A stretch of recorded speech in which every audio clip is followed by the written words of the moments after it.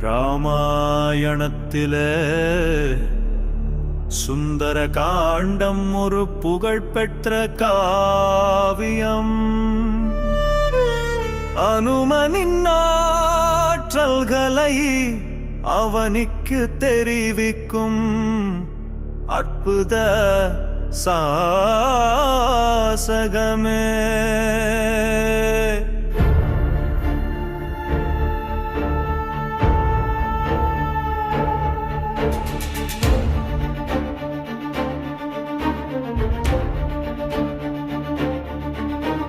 சீதையை மீட்டு வந்து ராமருக்கு உதவிடவே அங்கதன் ஜாம்பவானும் சுக்ரீவன் படை தரவே அனுமனின் தலைமையிலே வானர படையுடனே விரைந்தனரே.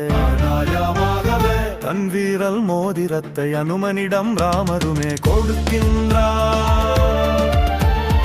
இலங்கை தீவினிலே சீதையும் இருப்பதையும் ஜடாயு சகோதரனும் கூறுகையில் அனுமன் ஒருவனே கடல் தாவும் வீரனென இலங்கைக்கு சென்று வர அனுப்பினரே உடனே.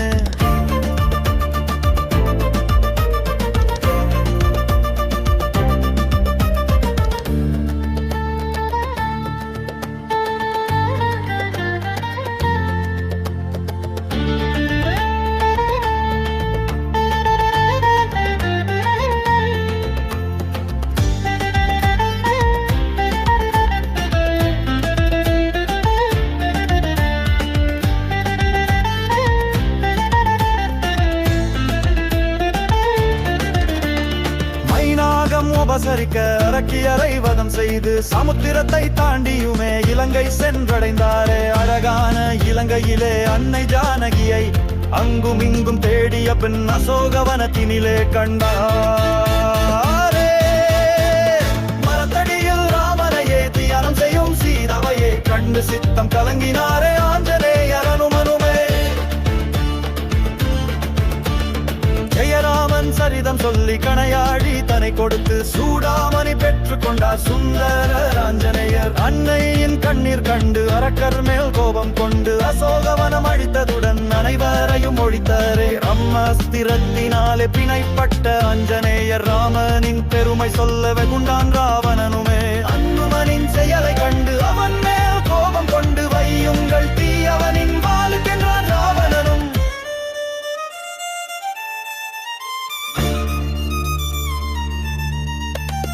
பாலில் வைத்த நெருப்பினாலே வெந்ததே இலங்கையுமே. அரக்கனின் நகந்தைதனை அழித்தார் அனுமனுமே. அன்னை ஜானகியின் அனுமதி ஆசியுடன் ஆகாய மார்க்கத்திலே ஆஞ்சநேயர் தாவி வந்தார். ஆராத சோகத்திலே ஆண்டிருந்த ராமனிடம் ஆஞ்சநேயர் வணங்கியுமே சீதையை கண்டேன் என்றார். வைதேகி வணங்கி தந்த சுடாமணியை கொடுத்ததுடன் நடந்தவை அனைத்தையுமே கூறினாரே மாருதியே.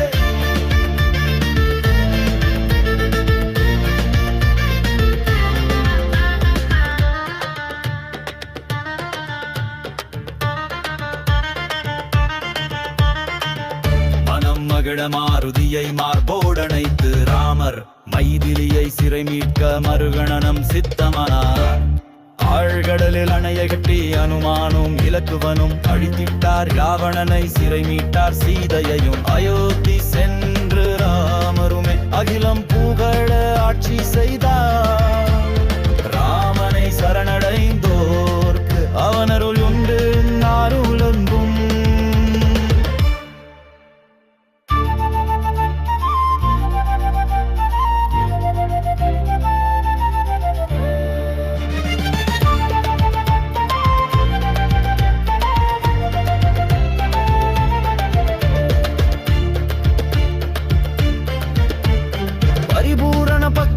ஸ்ரீ ஆஞ்சநேயனே கரம் குவித்து பணிகின்றோம் வரம் தந்து காப்பீரே.